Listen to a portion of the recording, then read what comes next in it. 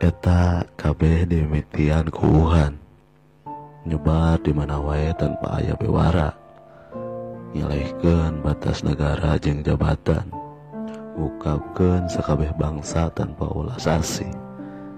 Di Korea nyebar dina tempat-tempat ibadah, ngalandakom tempat suci Syiah di Iran, di Itali nyebar di kota Passion Milan, di negeri ieu dimimitian di tempat hiburan.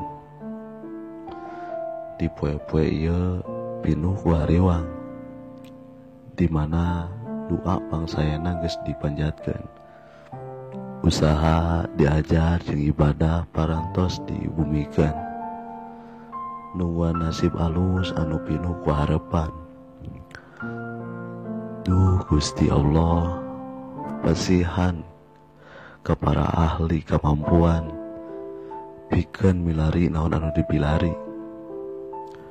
Ubar sareng vaksin sakumaha janji anjeun yen sadaya panyakit ngagaduhan ubar, sehingga urang tiasa ibadah deui di masjid kalayan senang.